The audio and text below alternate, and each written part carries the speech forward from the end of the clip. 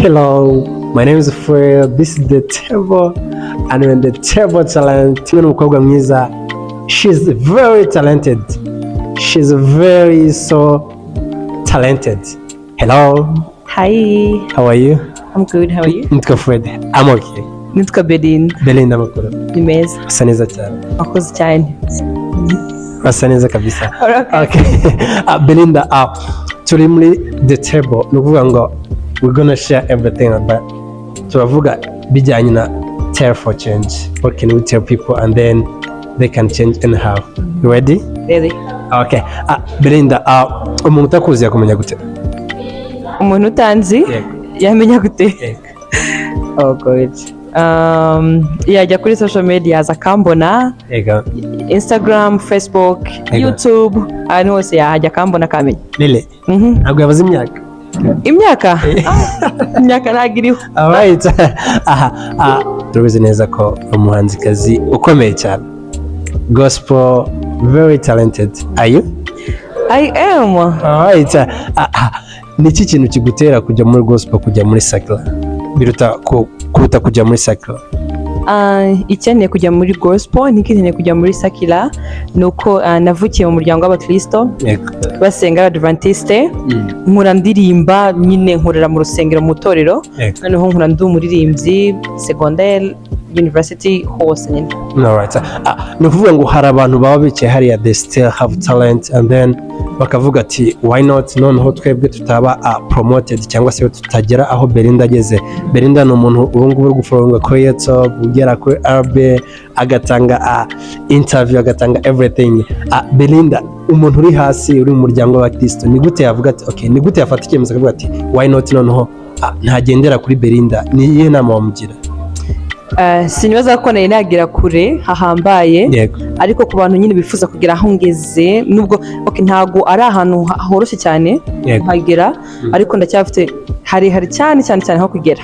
So ku muntu wifuza kugira nkaho ngeze ariko udafite uko yahagera, namubwiye inama yo gukomeza gukora cyane, keep pushing. Niba kureba the table live, banza ukore subscribe, noneho nurangiza ukomeze ukore cyane, ntugacike intege ngo uvuge ngo wenda ngo nuko nafite ubushobozi bwo kuba nakora indirimbo kandi nzi kuririmba neza kuruta Belinda.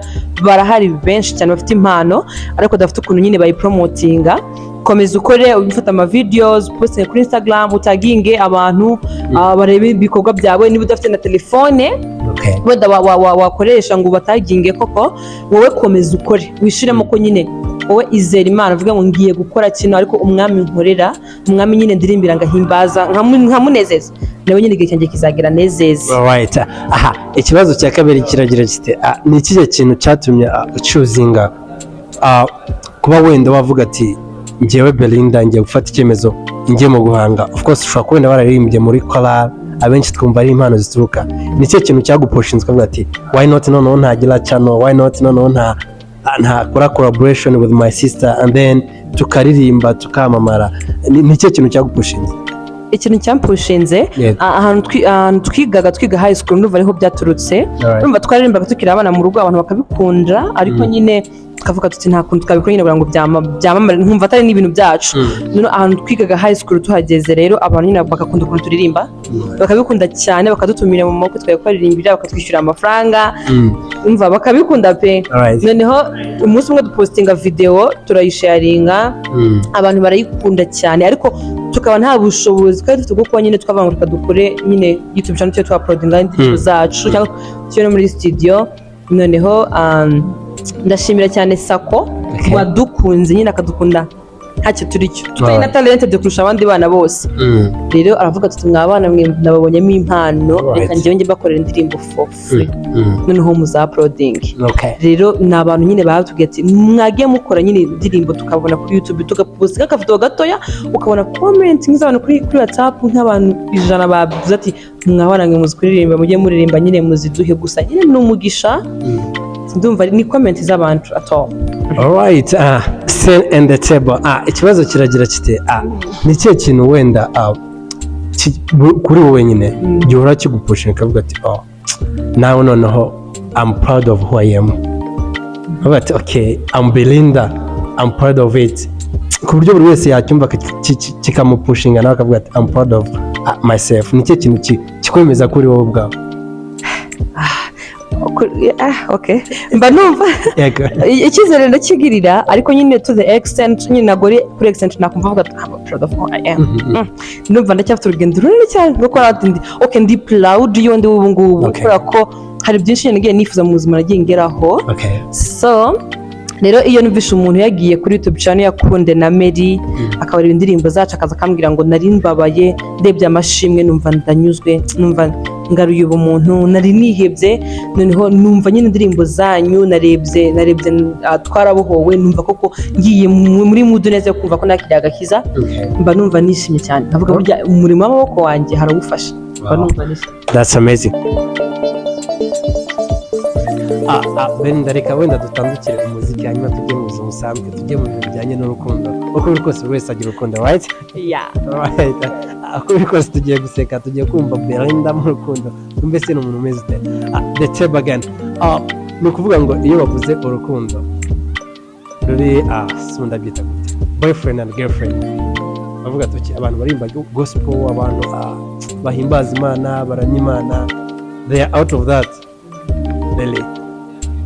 Abo nemiranye nawe jewe. Nabo barakunda cyane. Okay, Belinda ni umuntu uri mu rukundo ubu. Murandi mu rukundo murankunda abantu cyane. Ngira urukundo cyane. Biramutse bibaye ngombwa ko utandukana n'umukunzi wawe, ukavuga ati ngiye mfashe icyemezo cyo gutandukana nawe, ni ibihe bintu bibiri washingiraho? Ndamutse mfite umukunzi actually boyfriend. Okay, ndamutse mfite boyfriend noneho nkaba nifuza gutandukana nawe, ikintu cyatuma ntandukana nawe wenda nuko aramutse ambeshya nyine, kuko ngiye ngira urukundo cyane, umuntu akunze nyine ngenda wese ku buryo ndabikomeye. Rero nsanze ambeshya nyine ngasanga antendekera nk'undi mukobwa byambabaza, karatandukana ngo ntakora abagira muri we. Okay, ni cyo kintu noneho ushobora kuvuga ati iki ngiki kibaye mu rukundo cyanshimisha. By the way, uvuga ati icyo wanga wakitubwiye, ariko se icyagushimishwe bati umukunzi wanjye nkoreye iki ngiki, I can surrender. By the way, ufite mukuru wawe?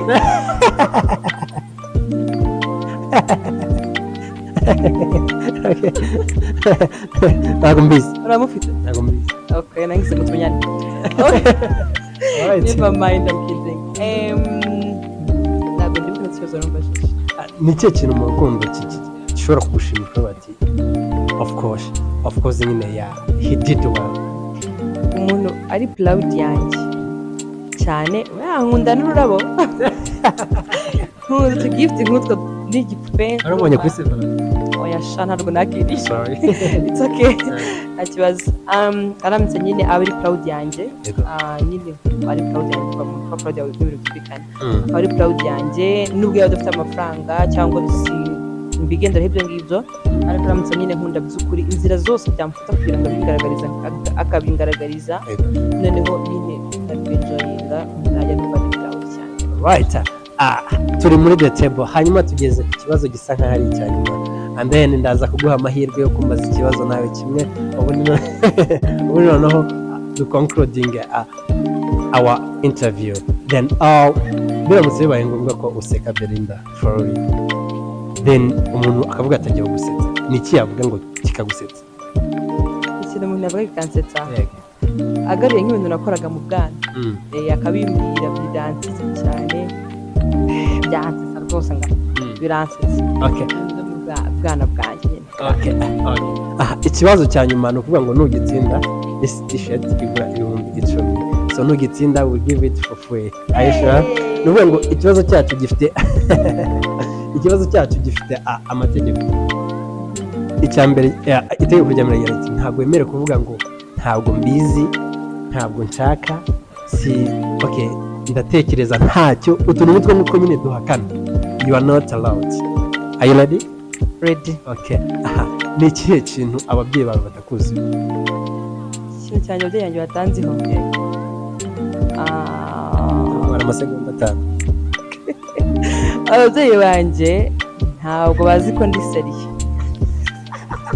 Leli? Bazi ko nkunda guseka buri mwanya. ntabwo bazi ko ndi seriye, ntabwo bazi ko rigira nk'aba seriye. Okay, we based on comment, niba tubwira tuguhe t-shirt, we give it to you.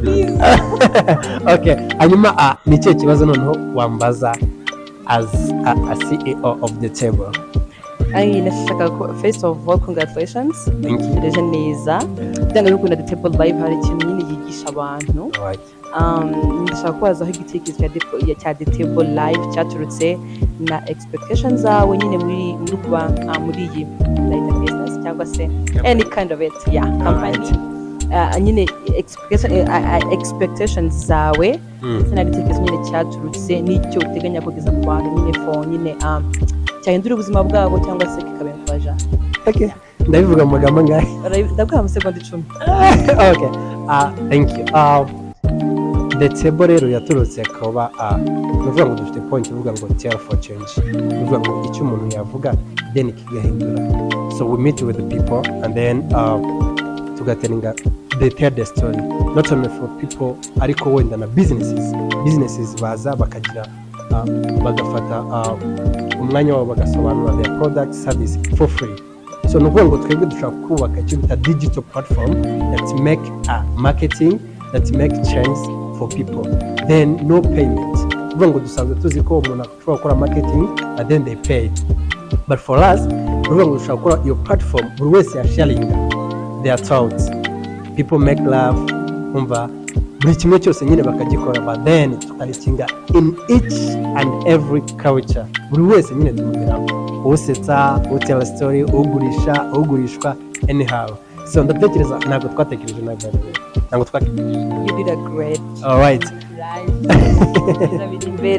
Please guys support the table. All right. Thank you very much. You're very welcome. All right.